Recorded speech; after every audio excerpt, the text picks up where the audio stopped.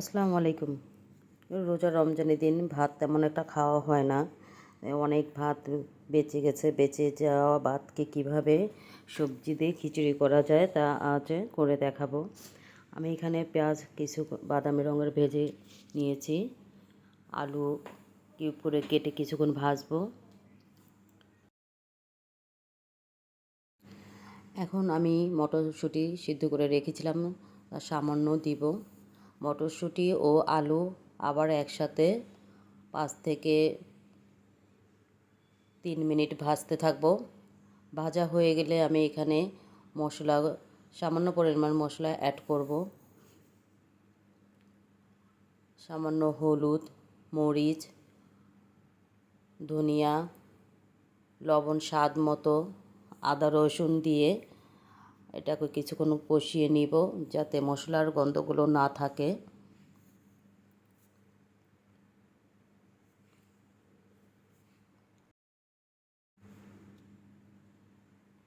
মশলা দিয়ে ভালোভাবে সব উপকরণ দিয়ে ভালোভাবে আমি অনেকক্ষণ কষিয়ে নিয়েছি। এখন আমি সামান্য ফুলকপি ও টমেটো অ্যাড করব। সামান্য পেঁয়াজ কলি দিয়েছি। কালারগুলো খুব সুন্দর লাগছে, কালারফুল সবজি দিয়ে ভাত ভাজা খেতে খুব ভালো লাগে। অবশ্য মুরগি দেওয়ার কথা ছিল, কিন্তু মুরগি ফ্রিজে রাখার কারণে শক্ত হয়ে আছে, যার কারণে আমি দিতে পারিনি। আমার যে বেঁচে যাওয়া ভাত ছিল তা সবজির সাথে দিয়ে এখন ভালোভাবে মেশাবো। খুব ভালোভাবে না মেশালে ভাত কাঁচা থেকে সাইডে সাদা থেকে যাবে। আমি এখন সামান্য ম্যাগি মশলা দিব। ম্যাগি মশলা দিলে ফ্লেভারটা খুব ভালো আসে। মশলা দিয়ে আবার কিছুক্ষণ আমি মাখিয়ে নিব সবগুলো ভাতকে।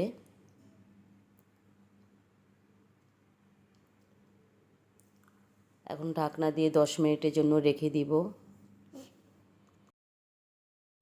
আমি কাঁচামরিচ ছোটো করে কেটে নিয়েছি, ধনেপাতা কুচিয়ে দিয়ে এখন আবার কিছুক্ষণ নাড়াচাড়া করব।